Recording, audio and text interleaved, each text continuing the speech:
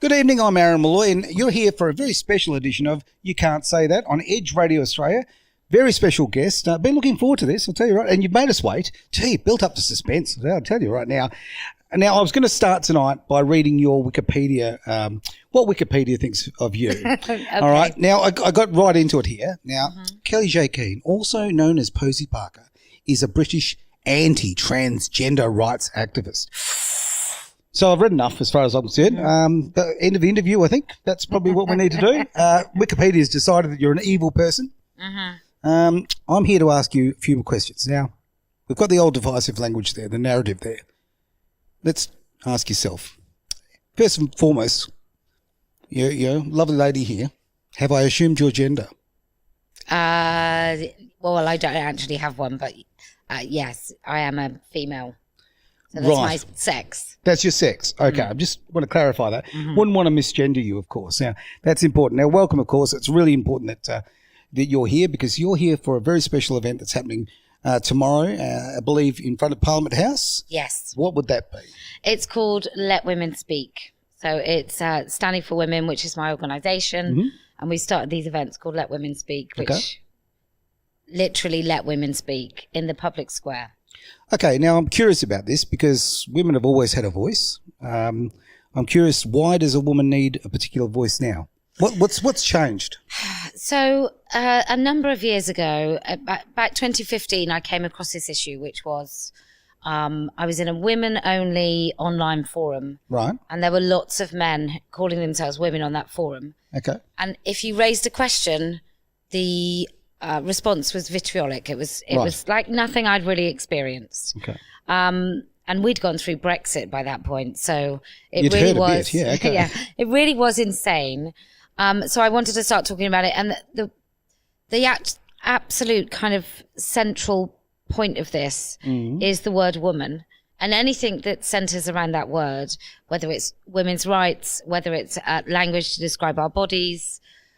Those were the words that were beginning to be erased. Okay. So that's what we talk about. Okay. So being erased, can you explain that a little further? Yeah. So women may be referred to in sort of cervical cancer literature as people with cervixes, or. But hang on, only women have a cervix. Yes. Correct? Yes. Okay. Because I went to school, we did biology. Is that correct? I'll just check people in the back of the room. Well, unless you have one in a jar. Yeah, somewhere. Yeah, just checking. Yeah, okay. All right. But yeah, so menstruators, because we menstruate, just all the words like that. But men still, they are not testicle havers. No. They are still men. Yeah. They're not prostate havers. They are still men. It's a very good point. So it really is just an attack on women, and women can't name what we are without being called something in relation to men, and that would normally be sort of transphobic. Okay, well, transphobic is a fear. Okay, anything phobia is a fear. Yeah. Are you frightened of trans people? In my space, probably am frightened of trans women, so-called trans women. So men in my space, but no, I think transgenderism is an ideology that is, as far as I'm concerned, a lie. Okay, and what it asks of other people is to join in. Yeah, okay. So basically participate in the play school, really. Okay. Yeah, simple as that. I mean, look, I'm going to say something straight off the bat how I feel about this. I agree there's actually three genders. I think there's male, there's female, and there's mental illness. Simple as that. That's how I see it.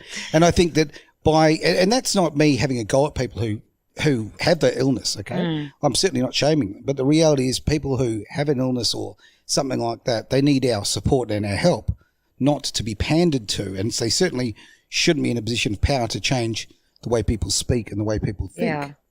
I think that's quite kind because I actually don't think that fetish is a mental illness. So I do think there's a root of like dissociative disorders, which are through trauma or through homophobia, like internalized homophobia. But I think the majority of men in particular who think they're women, I really do think it's a fetish. Okay. Look, you obviously went over to the US. Yes. And we had a particular swimmer over there, about 6'2", big broad shoulders. Yeah. quite a strong-looking woman. Sadly, that woman has a penis, right? Yeah. Now, that woman getting changed, and tongue is firmly in the cheek here. Yes. We're obviously on the same page on this, and I want to be as objective as I can, but when you've got in sports men competing as women, they've got superior muscle mass, all sorts of advantages there. To me, it's just the same as cheating. It's just the same as if you were taking an enhancing drug. Yeah. Because you are not allowing those women to exceed in their sport or whatever their vocation happens to be. Now, a lot of people think, it's innocent and that kind of thing, but is the eroding of a gender, is that a positive thing? I can't see any way that it is. Well, I think if we pretended there was no difference between the sexes and we came to some sort of equal playing field, then that would be a totally different thing. But yesterday we did an event in Brisbane and a Commonwealth champion weightlifter, an Olympian came, and she trained her whole life. And then she had to compete against Laurel Hubbard. You know, it's just... And I don't... And for those who don't know, that's a New Zealand weightlifting, a person who was formerly a man. I believe they have had the op. Is that correct? I don't know. I think he might be fully intact. Right. Like 95% of all men that call themselves women have no intention of removing their penis. I want to look at this a little bit further. Okay. I want to know where it came from. And I mean, that's, well, geez, there's so many different ways. Do you think, what's your opinion here about this? I have a theory. Yeah. I believe the last 50 years, the absolute hard work that's been done through family courts, through the Duluth principles, things like that, I believe that men have been constantly feminized, okay? And maybe this is where it's come from. It's really funny you say that, because there's a lot of men that almost get it, and then they sort of skirt off into this is somehow it's women's fault that men have watched copious amounts of porn and now want to be women. I don't think it is. I think there's an element of something going on with the changing roles in society. Sure. But a lot of it is a backlash. So family courts, for example, if we just take that. Yeah. And there's a lot of men that moan about the family courts and... Moan. In this country, 84.1% of fathers, 84.1% of fathers are erased from their children's lives. That's completely. Essentially. No custody. Essentially, they are taken from their children's lives of any decent consequence. 52% of children who are kept away from their other parent, right, for over 12 months, never have an overnight stay and never have a meaningful relationship with that non-custodial parent ever again. So this is not a minor issue. This is a real issue. And I think to be dismissive of it is I'm not being dismissive. Well, your language is a little dismissive. Okay, well, look, you've got men that the men that I know that moan about not having custody of their children are also men that don't turn up at the weekend, right? So I think we have a fair play of bad behaviour, and also what normally happens in the courts, and what I was going to get to. Sure. What actually happens in the courts is they go to the parent who spent most of the time looking after that child, to the primary carer. Absolutely untrue. I'm sorry, that is not the status quo anymore. That used to be the situation, certainly in Australia. Obviously, I don't know the UK, but I have studied a lot. From 0 to 5, sure. It's 50-50 parenting. No, fathers are far more included in parts of their child's upbringing now. It's as simple as that. So who would be the primary carer? Well, for argument's sake, if we're going to take me as an example, in my life, I was actually the primary carer. But out of the 84% of men that you were talking about. Yep. Who would be the primary carer? That would be a very tough one to say. I would say certainly in the first 5 years, I think something's important to state here. I'm not in any way diminishing the value of a woman in any way, shape or form. Quite frankly, women are wonderful. And I think that a child is best with two parents. Obviously, that's not always a possible scenario that we can make happen. But I think that you have to be honest here. Over the last 50 years, certainly in Australia, and it's a big part of the UK too, that men have been pushed out of their children's lives and males have been feminised. Now, what I'm saying to you, is it possible that these kind of actions might lead these men to be attracted to crossing the fence and going to the other side? No, that's nonsense. Why is it nonsense? Because I think the ultimate I don't believe in the concept of toxic toxic masculinity, I think it's a silly thing. Sure. Because actually there's always a seesaw arrangement to any of our qualities as human beings, right? So if you want someone to be really strong and you want someone to be able to fight for you, like physically fight if someone breaks into your house, then that person is going to be more likely to engage aggression at some point, right? Certainly, physical aggression. So I don't believe in toxic, but if there was such a concept, men dressing as women would be the absolute epitome, ultimate place of toxic masculinity. I am really going to have to return to your point. Absolutely. So what I'm saying is family courts made decisions about women being better mothers than men are fathers, right? And we did that on the basis, if you talk about 50 years, we did that because women were seen as carers. Now, maybe it's not true in the last, in fact, it definitely is true. Women still do the majority of childcare in your nation and mine. And so, but 50 years ago, 40 years ago, 30 years ago, definitely women were even paid less. Most women had part-time jobs, didn't work full-time, and took care of the children full-time. The consequence of that is in family courts, whatever the situation, whatever the evidence, women were probably given custody of children. Are you familiar with the Duluth principles? No. Okay, there's something with the work that you do, if I could recommend something to really look into.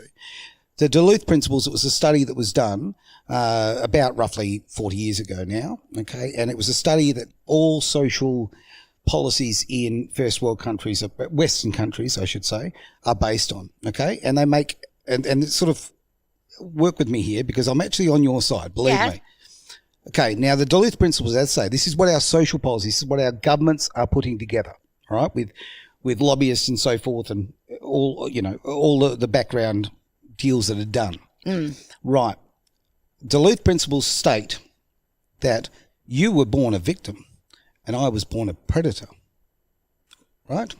Okay? Yeah. Now, if that's the case, as a woman, are you, first and foremost, as a woman, are you offended to be born as a victim?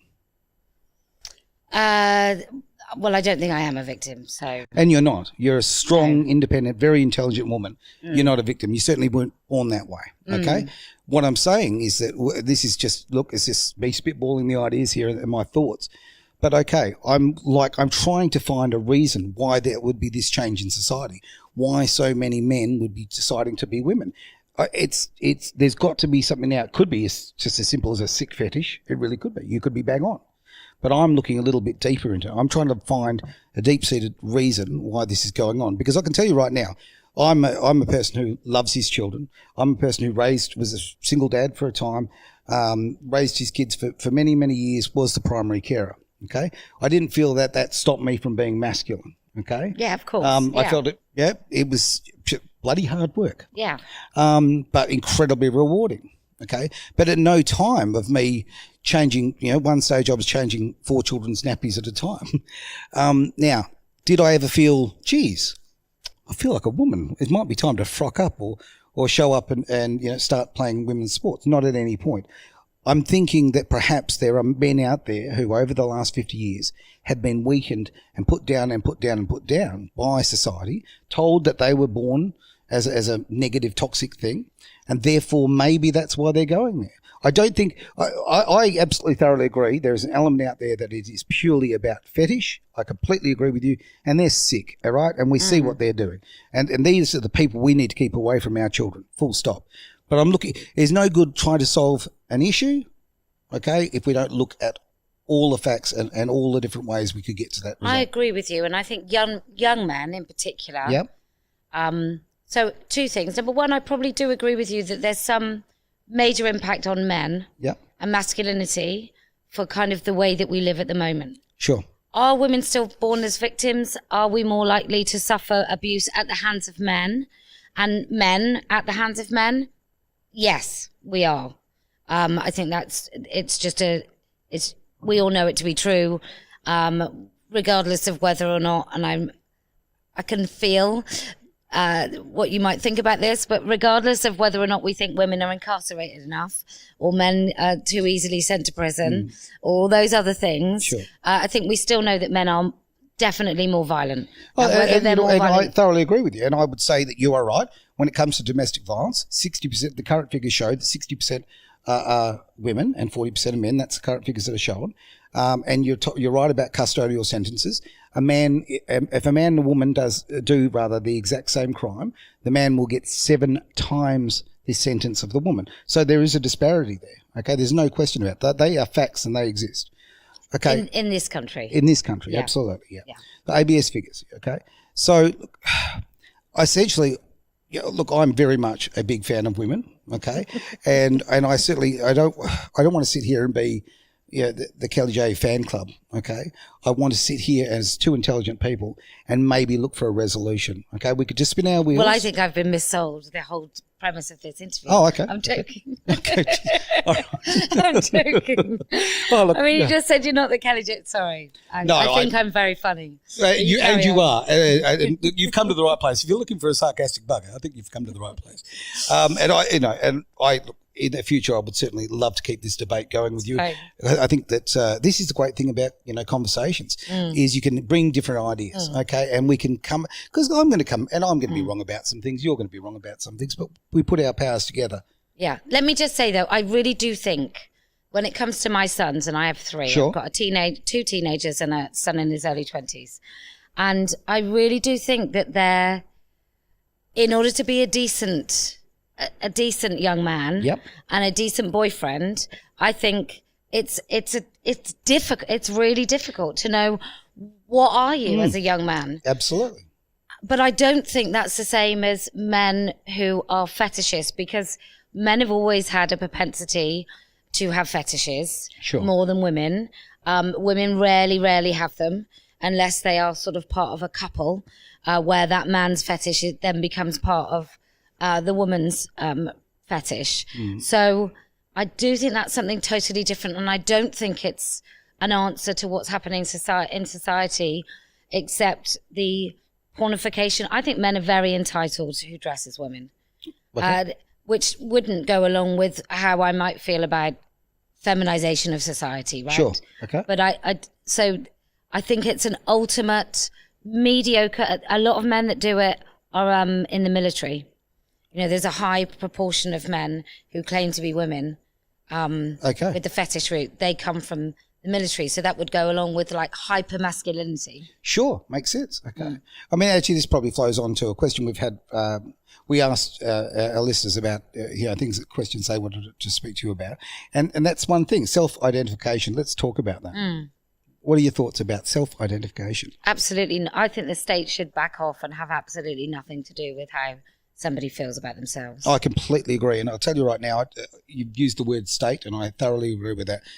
It's time that the state, the government's got out of our bedroom, got out of our house, got out of our lives, got out of our schools. Yeah. As far as the fact of so much of this indoctrination is taking place at schools at the moment, it's absolutely out of control. And it leads on to something else, actually. One of our questions was regarding, has this become a fashion?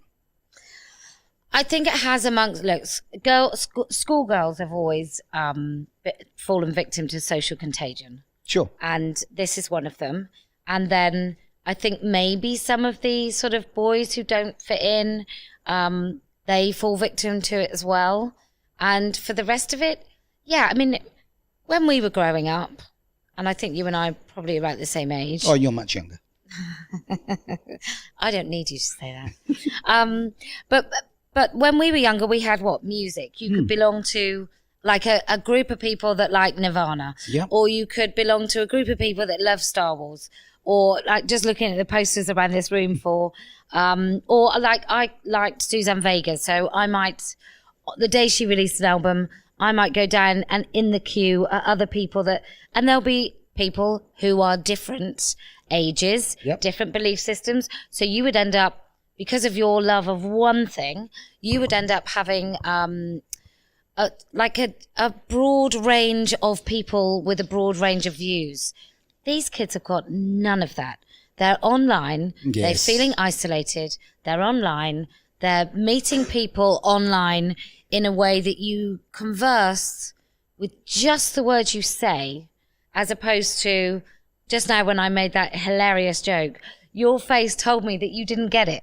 Like you weren't 100% sure straight away that I was joking. Yeah, absolutely, because we've only met each other a few minutes ago. So then we had like a look, and then I reassured you. But Thank you so much for that. But had I done that online, there's nothing. There would have been are you joking? Or you would have just walked away and thought I was awful and Great point. whatever. Great point. I mean, and let's face it, most people are having their relationships online now.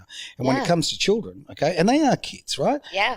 It's frightening that now a child can't be a child, right? They can't get out there and ride their bike or have sport or whatever. No. Now, you are a brand. You are literally a brand. You're creating a brand of who you portray to the world from such an early age. And that is terrifying. And because of algorithms and that kind of thing, if a child is interested in something that's a little niche, we'll call it, it's forced upon them by the algorithm. And then, of course, at the schools, I mean, we have this problem very much in Australia where the schools are pushing transgenderism, non-binary. They are pushing it and pushing it hard. They really are. And not just the teachers. We're talking about the school counsellors. There's a local school not far from here who's absolutely disgraceful with it. I mean, any parents listening must absolutely, or watching, must be totally clear. If your kid is on Roblox, you are basically sending them to the park and telling them to go and look at puppies. If your kids are on Discord or on any of these online forums, if you don't have some sort of mirror where you can see everything that they're doing, you really are asking them to shut their eyes and cross the road and hope for the best. Absolutely. It's very dangerous. There was a couple that came to Sydney they've tried the deprogramming because their daughter's 16. And I was going to ask you about conversion therapy, and that's I'm very interested in your thoughts.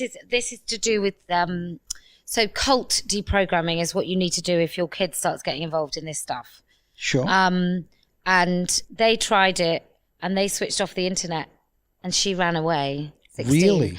And they can actually see what she's looking at now. They've managed to find something with an old password in. Right.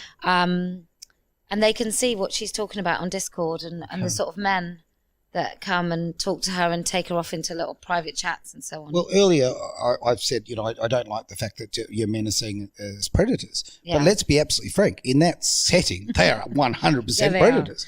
They are. Those kind of men are attracted to that space.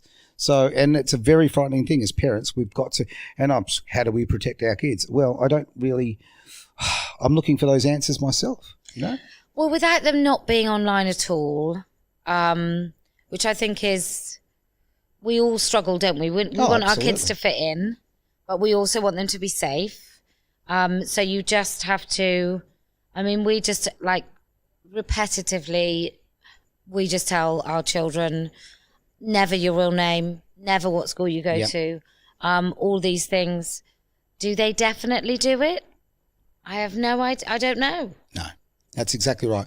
And you can't be that, that nanny. You can't stand over them and be watching everything they do. No, you can't. Yeah, it's tempting as it is. Look, I'll actually throw in a little personal point from my life is at one stage my 13-year-old stepdaughter was watching porn in Year 8 Mandarin class, okay? Now, I'm a big believer in when it comes to discipline, find their currency.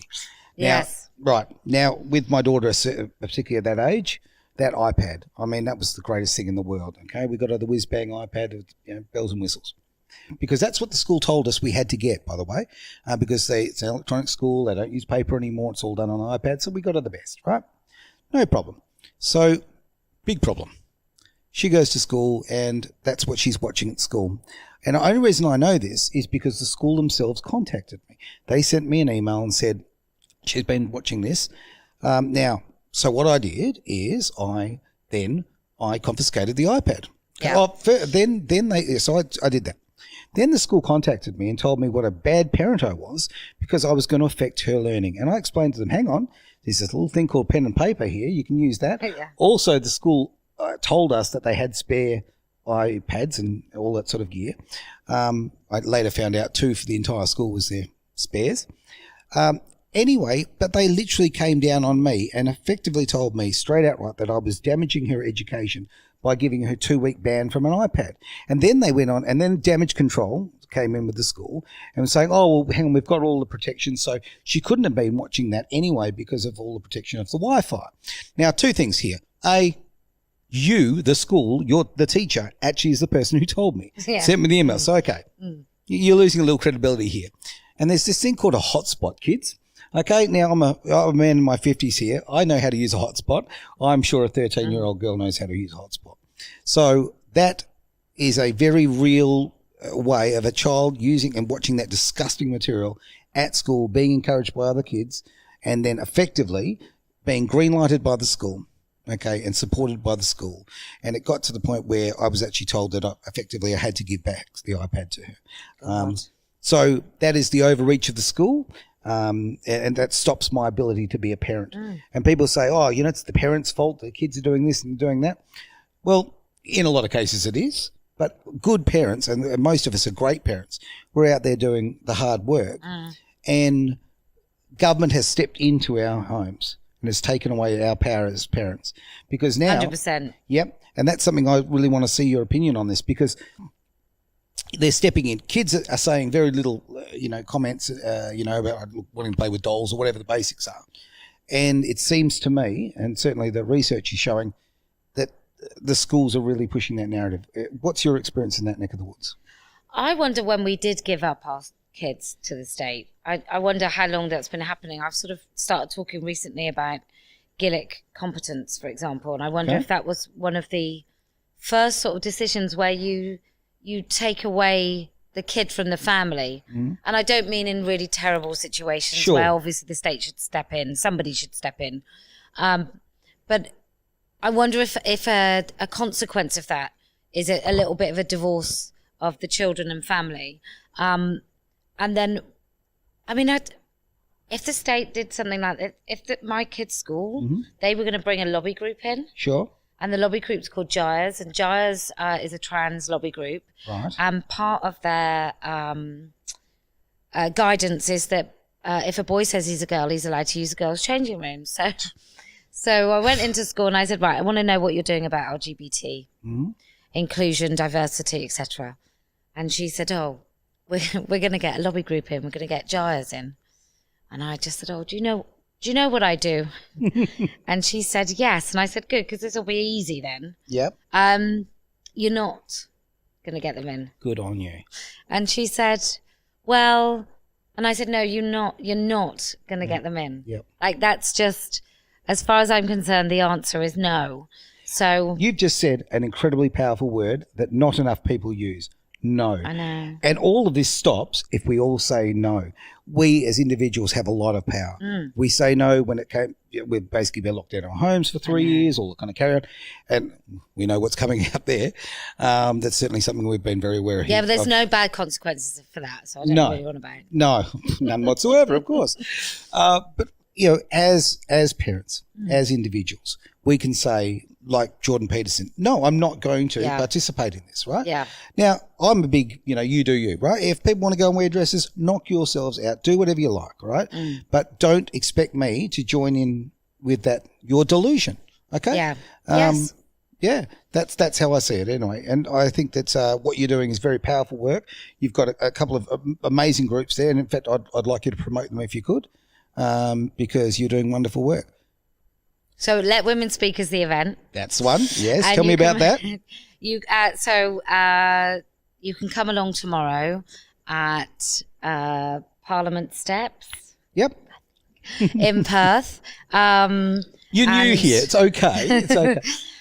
So that's great. And then we've got other spots, and you can find that on standingforwomen.com/events. Beautiful. Now, and that's the thing. I mean, obviously this video, we're here in Perth, Western Australia, but it goes all over the world. So you'll be doing more and more of these events right across the globe, I assume. You certainly already have. I think I'm just about to get my Canadian visa revoked. Okay. Oh, of course. So, well, Canada, that great bastion of common sense. So what happened to that country? It used to be so polite and lovely. And it's just become the clues have been there. I mean, Trudeau was allowing the Chinese generals to come and look at how he trained the military in Canada. So I think the clues are there somewhere. That little Castro look of his, no? Have you seen the photos? Like I always feel like some foil hat, crazy conspiracy theorist. And then in the UK, what they used to do, if you had your baby on your passport, in order to see whether or not it's your baby, they turn the photo up. Oh, I'm so sorry.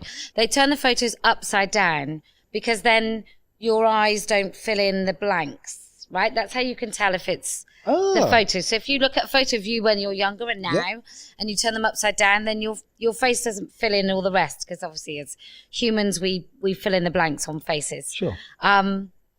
If you do Castro and Trudeau, you turn them upside down, they're so similar. Oh, I know. It's absolutely, it has to be something.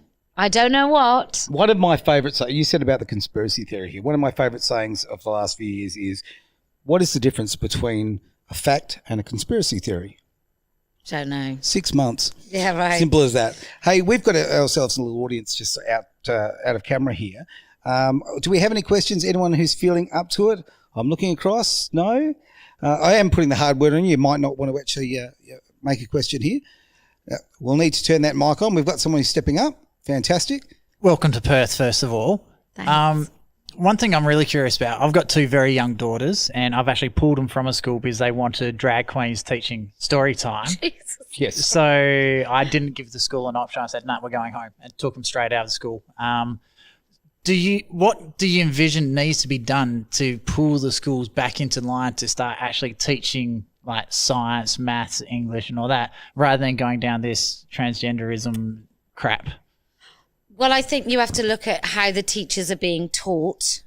So in the universities where we used to have teacher training colleges, and it wasn't, you didn't have to go and do a degree. You'd go and do like a special teaching degree. Okay. But now we do an extra teaching qualification with a degree. And I think in those universities, the teachers are being groomed because they're only like 18 or 19 when they start training to be a teacher. So I've always thought, I wonder if the better teachers have always had a little bit of out of school experience. So it's not school, college, uni, school. It's school, college, uni, job, and then come back into school. And then you have some idea of the consequences of your social engineering when it comes to kids. So that's one of the things I think we should do. I think we just have to come down really hard. I don't want kids to do PSHE at school. I don't think it's the job of teachers. Nothing has helped. Like, if you want kids to behave well, have a very rigid rule kind of discipline in school, and make teachers act respectfully to each other and have respect in the school. And much of that is through osmosis. We didn't have circle time where we were like told to be kind and sing Kumbaya. No, it was just if you were a little git in the playground, you got punished. Yeah, absolutely. And then you kept you are in sitting line. here with a little git. Yeah. Yes, absolutely. And well, I right can imagine. But I think you're absolutely right. I will actually throw into another thing. I think that had this been, if I was a child now, they would have me on every pill known to man because I was boisterous, I was sporty, I was having lots of fun, I was living life, I'm climbing everything, I'm falling, I'm jumping my bike over the most dangerous things in the world. It was great. Okay? Have you read Joanne Harris, by the way, who writes for Spiked Online? She's written all about the feminisation of the education system, which made boys like you that want to run, jump, climb trees sit down and be told that you were naughty for wanting to do that in school. Yeah, well, what you do is you end up doing this, I suppose, if you're a naughty boy. Well, it worked out quite well. Yeah, absolutely. But I think it's such a sad thing that now children have those, boys and girls, who have those features about them, personality types. Just drug them up. Yeah. Right? First thing, shove a pill down their throat. To me, that's blatant child abuse. Now, we've actually got somebody else who stepped up to the mic, so if you'd like to ask your question. Hi, Kellie-Jay. Hi. Welcome to Perth. Thanks. I just wanted to ask you, because I'm guessing, you've spoken to thousands of people over the years, and to parents and stuff. What happens to the parents who have their children caught up with transgendering and stuff? Can you tell us about some of the experiences that you've heard about? I think for parents who lose their kids to this, I think it's a profound, really difficult grief, because you watch the child that they're not unwell. Well, they might be mentally unwell, but they're not unwell. It's not like they've got, if your child has cancer or something devastating, there's no place at which that you can, on a lonely, horrible, crappy night, feel it's your fault. And I think that there is always that, like, I think it's my fault if my kids don't pack the dishwasher. So if my child did something like really harmful to themselves, I think there is an element of that. I think it's catastrophic. I think families are totally torn apart, because often when it's children and they're dysphoric, I think the narcissism which comes along with that, which is just, they don't care, they need to hate you. I think it's tremendously difficult. I don't know what I would do, but I think it's really important for those parents to find real life support with other people going through it, so you can have a collective kind of support network where you don't feel completely isolated. Because, and siblings as well, it's not, parents, it's terrible. Siblings also get, sometimes these kids are tyrants, absolutely hold their whole family to ransom. And so it's really difficult. And I was on a plane once and I sat next to a woman. I always manage to sit next to someone with a story. And her son had claimed to be numerous things. And the latest one was, he said he was a woman, and he'd been doing that for 3 years. And he was like in his late 20s. And I just said to her, "How are you? Are you okay?" And she said it was the first time that anybody had asked her. Everyone had said, "You're so brave. You're so accepting. Aren't you so wonderful? He's so lucky to have you." But no one had actually said, "How are you?" You can't and you even need use that his as a human names. being. Yeah, absolutely. Horrendous. This question relates to something else I wanted to talk about with conversion therapy, because we sort of touched on it, but I want to go a little further if I can. Because, look, to me, when you hear conversion therapy, all of a sudden you're thinking about, I don't know, electronic prodding and all sorts of carry on that they used to talk about, electrical shock therapy and that sort of thing back in the day. Now, from what I can see, it's nothing, obviously, it seems like quite a gentle process. But what frightens me is if literally in this country, in Victoria and Western Australia is currently looking at these laws at the moment, if you resist your child going into conversion therapy, I've actually got them down in front of me. You are now looking at, get this, if you're a parent and you resist that, you are looking at 10 years in jail and a $200,000 fine. Are you kidding me? It's just too nuts to be true, even though we both know it's true. But if I wrote a story of a future and I said this is part of it, people would go, "I think you've just gone too far. I think you've just gone too far." I don't know who is benefiting from. Well, I do. Children are being used as human shields so that we don't talk about the fetish. Yeah. That's what's happening. Yeah. And why are we letting fetishes become mainstream? What's going on here? Because most people don't want to admit it, because it's icky, right? It's gross. But it's a small part of society who are thinking this way. Why are we letting such a small part of society rule the majority? It makes no sense. Like if we were any other animal, so to speak, right? The weak are cut off by the herd, all right? The strong survive. Why are we allowing the weak? And I'm sorry, but that's the reality here, okay? These people, if you're a man and you're pretending to be a woman, you are weak, all right? Yeah. And now, if you should not have a say on how I live my life, how you live your life, how you live your life, how you live your life. No, absolutely not. And we are going through this change in the last, well, basically since, I would say accelerated since 2015, 2016, up until now, where those who, the survival of the fittest has worked the opposite way. We're giving too much power to those who shouldn't have it. Well, I think we're in a very funny time, aren't we? We're luxurious, where we live, there's very little too precarious about our lives as a collective, as society. And I think this is the consequence of it. We don't have collective. I'm a gold star atheist. I've never believed in. I've got to stop doing that. I've got to stop touching. I'm so sorry. Quite right. No problem. I'm a gold star atheist, which means I've never believed in God. Right. Not even for a second as a kid. But I did grow up in a culturally Christian society. Sure. And now we have a complete recession of collective belief and purpose. Mm-hmm. So I think that's got something to do with it. Sorry, was that something about Christianity? Oh, look, exactly. The computer is clearly Catholic. I don't know. But I think it's very scary that we're letting this happen. But there are many themes and people that benefit from it.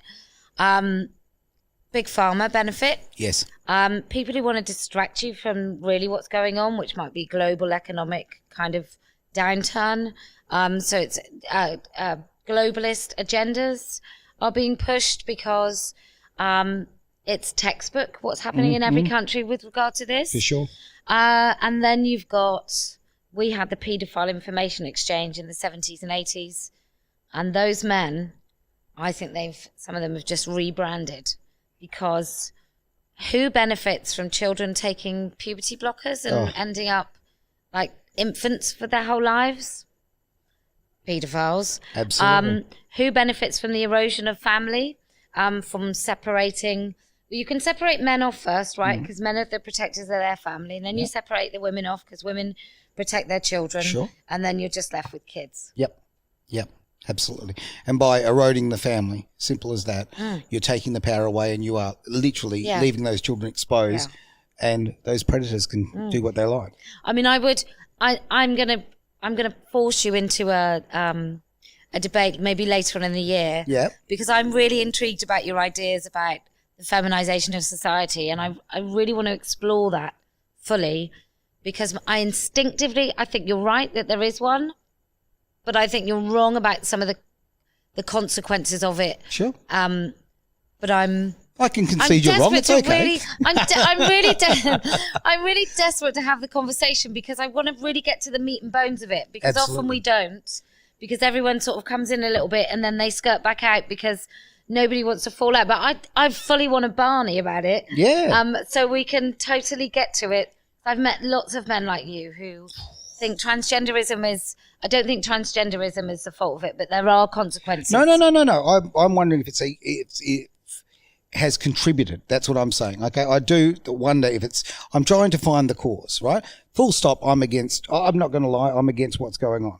Okay, we've got somebody up there for the question. Yes, quickly. Sorry. As the host of You Can't Say That, I have to invite you every Monday at 5 o'clock WA time. We have a show where everything's on the table. So I would love to have you as a Zoom guest on it, so we can really punch it out. I mean, talk it out and find solutions to these world problems. Now, absolutely. Now, something you've just said, and I absolutely adore you for it, quite frankly, because something we do here, Edge Radio Australia exists because we have 100% belief in freedom of speech. Right. Simple as that. Good. Okay, that's why we exist. So I want to argue with you, and you know why? Because if we don't argue, we don't discuss, we don't debate, we'll never get to the answers. I'll sit here and think I'm right. You'll sit there and think you're right. And guess what? Nothing gets achieved. No. Discourse is so important. And what we're doing, and the fact is, yes, you've welcomed it. You can't say that. So that's, every Monday, be part of it. Aaron, one more thing. Neither of you's right. I'm always right. Oh, dear. Okay, there we go.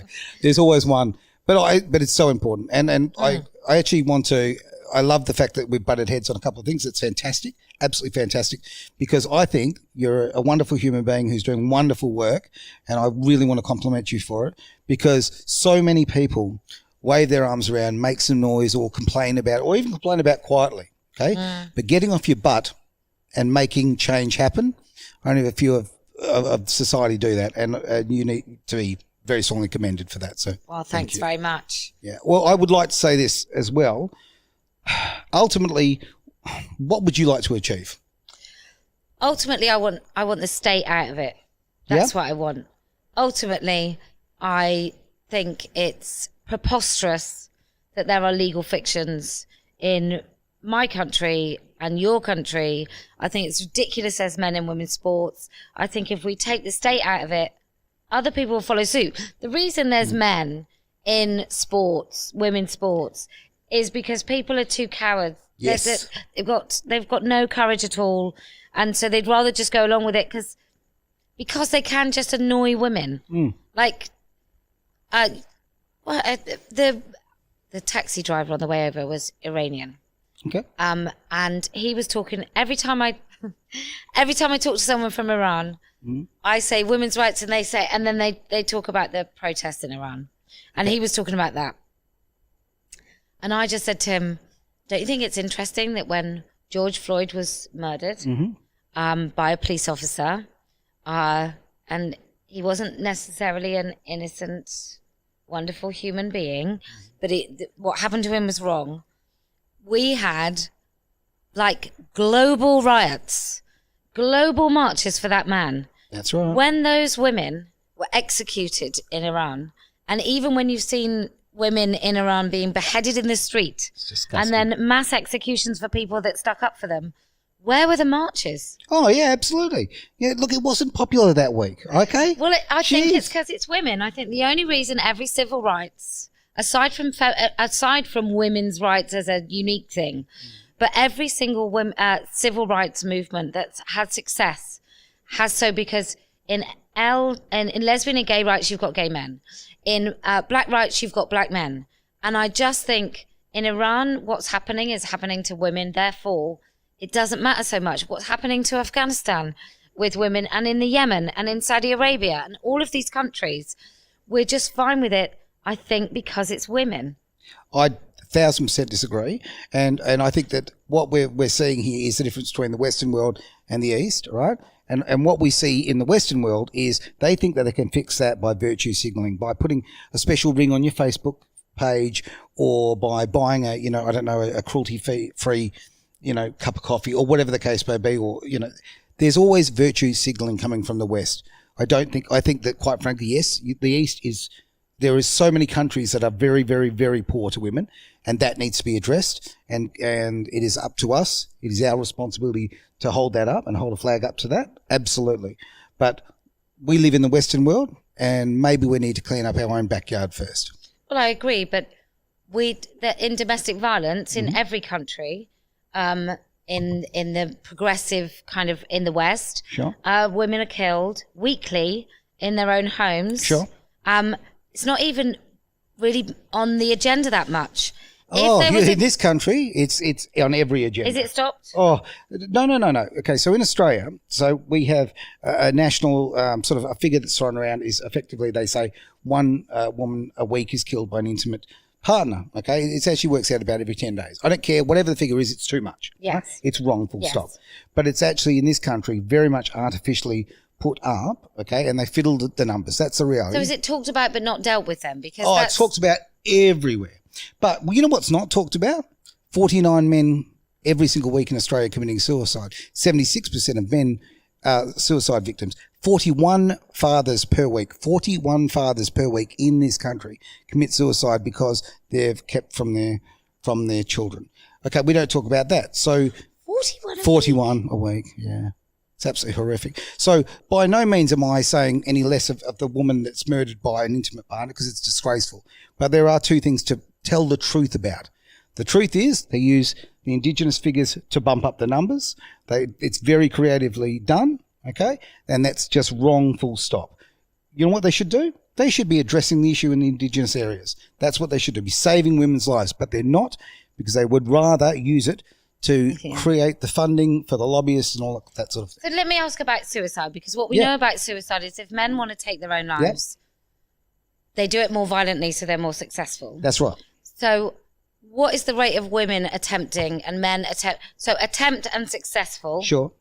And we know that someone taking like 3 paracetamol is not really attempting to take their own lives. But what are do you know the comparative figures? Comparison figures, no, I haven't got them at hand, but I do know that literally it's 76% of suicides in this country are male, okay? That's a reality. And is it about 45 to 60 is the the age range that's the worst for men? Yeah, look, because that's all. Unfortunately, it's the fathers. Fathers in this country commit suicide. That is the golden age, unfortunately, of suicide in this country. Dads, because they're kept from their kids. It's just a reality. 41 of the 49 men that kill themselves every single week in this country, it's related somehow to that. And here's the thing, and this is what, again, why this conversation is so important.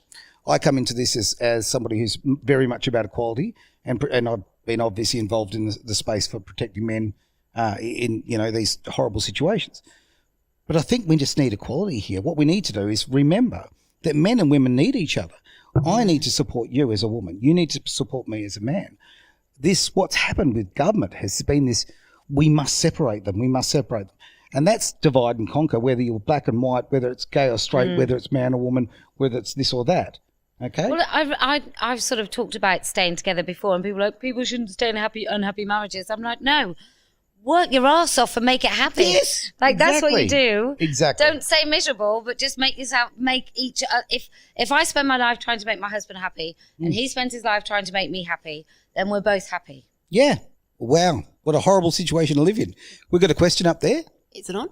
Yep. Just wanting to ask you about the cancellation of women worldwide, and so many women have to pretend to go along with this rouge, or have to stay silent or hide behind things because they're scared of losing their jobs or their profession or their livelihood or their social circle. Yeah. I was thinking about this the other day, about why women do it. So there's a couple of types of women. There's three. There's women that basically say no, come hell or high water. And those women might not necessarily be responsible for paying for their mortgage. Then there's women that are coerced into silence, because otherwise there will either be social consequences, familial consequences, or work consequences, or even like not being able to go to your favourite bar because there's somebody there who identifies or has a family member who identifies as something else, and then you're no longer welcome into the places that you frequented for the last 10 years. And then there's the other woman who practically champions it. And I was trying to work out the other night what it is and why women are so dreadful to each other, which we are. Yeah, no, I agree. I think it's because we can read faces better. Right. So I've come up with this idea. It's one of many. And I've gone through many sort of incarnations of what I think. But men don't pick up on microaggressions, tone. They're far less likely to be affronted and offended by somebody making them feel a little bit silly. Completely agree.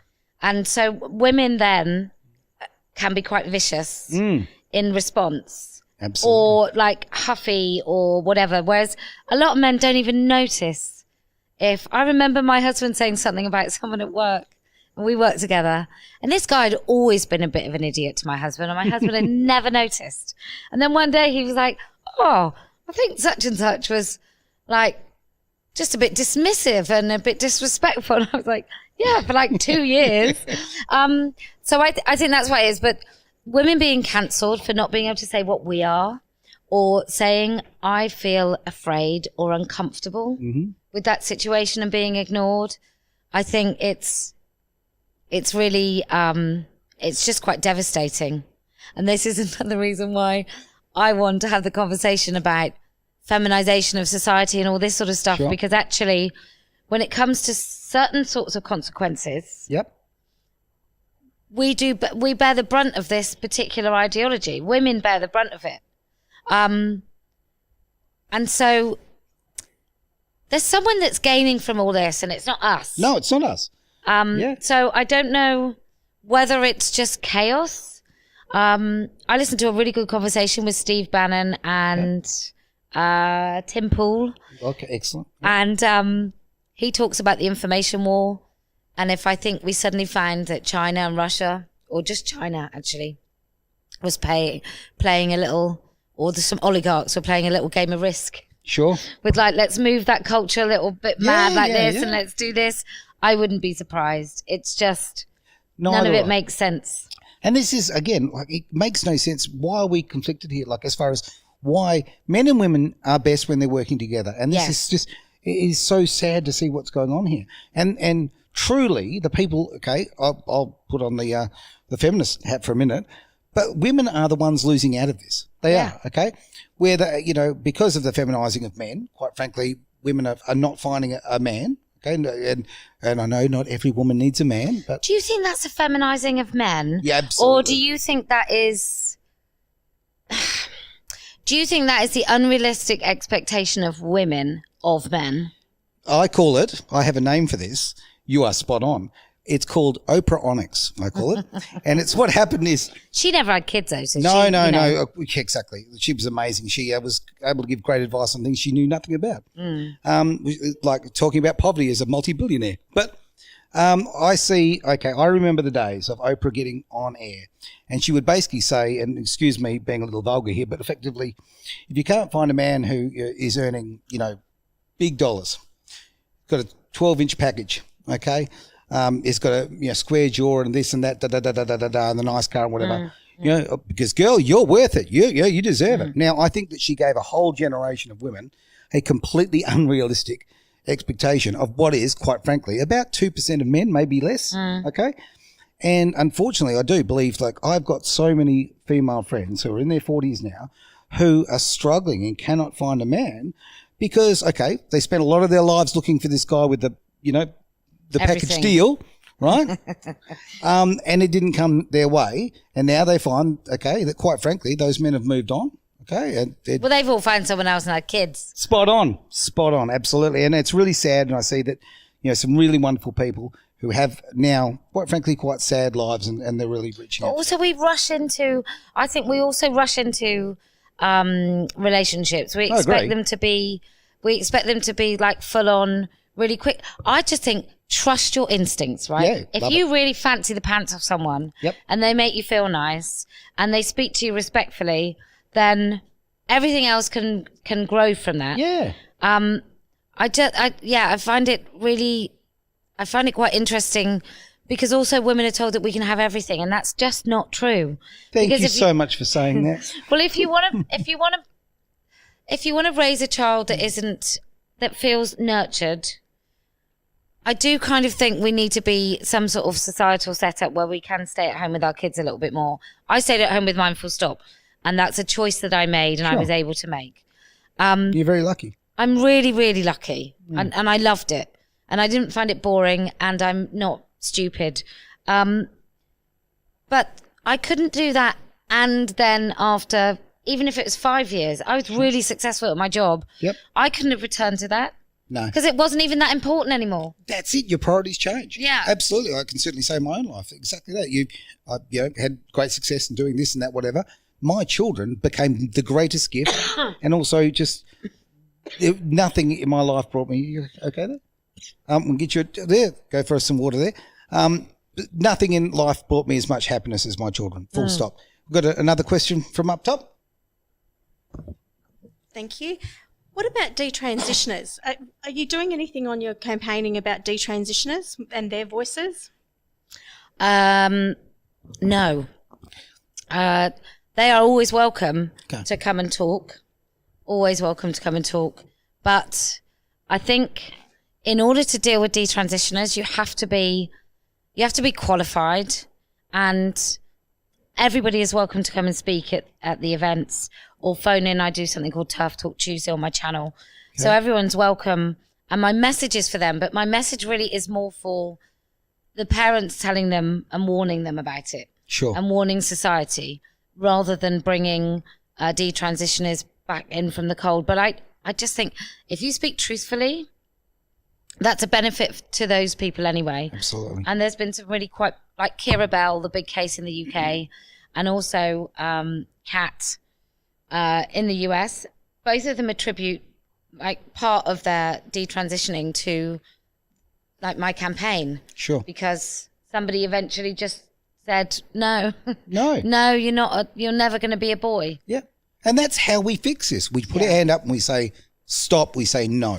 And if we all do it, it does go away. It's as simple as that. Yeah. I think that's the fundamental that we should take away from this. I really do. I think, as I say, what you're doing is very, very powerful, very important, and it is important for women to have a voice because everybody has the right to free speech, and something that's disappearing so much right across the world. So, no, as I say, I think it's a massively important thing. I think if we can stop this, I think that so much of it has got to do with grooming, quite frankly. Yeah. Child abuse, and if you're like me and you're very clearly, very passionate and love your children, this is about stopping child abuse, okay? And that's what this transitioning of children is.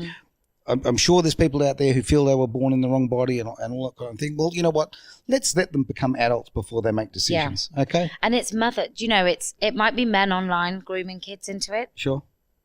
But it's mothers. Oh, it's horrible. mothers who are transitioning their little kids. I'm seeing that, absolutely. Munchausens or Transhausens. Right. By proxy. Wow. So they are really, they gain some sort of accolade and credibility for having a trans kid. You win lots of virtue points. So bad. It is absolutely disgraceful. I think that, I think we've pretty well got everything we need to do. Are there any more questions from out the back? I really appreciate from our audience here the questions coming forward. A couple of you had a few questions. Geez, get right in there. I really want to thank you very much for being here. It's been an absolute pleasure. And if you ever want someone to argue with, just give me a call. Oh, that'd be great. I think this is so important. I think that fundamentally, we've got all these people out there who are saying how much they hate you. They've called you a Nazi or this or that. And I always find the moment they go, if they call you a Nazi or an ism, any ism, as far as I'm concerned, the argument's pretty well over because it shows that they're very weak of thought and they don't have something constructive to bring to the party. And they've got no sense of humour. None. I was at Hyde Park where I do my monthly things in London. Right. And we go to Speaker's Corner in Hyde Park. And they were going, Posie Parker's so another name that I'm used to be known by is Posie Parker. They go, Posie Parker's a fascist. And so I said to camera, I think fascist is another word for legend. And then they were going, see, she thinks she's a legend because she's a fascist. I was like, you just missed the joke. It was a good joke. Come on. I think it's moments like that you've got to remember this fundamental of life. Sometimes you just can't fix stupid. No, that's true. No, you can't. Okay, and with that, I think we'll call it a show. Thank you very much, Kelly. As I say, been an absolute pleasure having you, Kellie-Jay. And I look forward to talking with you again and again and again. Sounds because good. I think that, you've got some wonderful positive things to do. And I think all those people who want to bring negativity to your life, well, quite frankly, I think they need to have a good look at themselves because clearly they've got their own issues. Yeah. You are bringing a positive message, a message of empowerment to women, to children, and I think we should focus on that. Well, thanks very much. Thank you very much. This is Edge Radio Australia. It's been a very special and a little bit long episode of You Can't Say That. We do it every week and we talk about the issues that people, used to talk about, the old water cooler rather, and now they get fired for. So you're very welcome to be part of that. Thank you very much. Edge Radio Australia.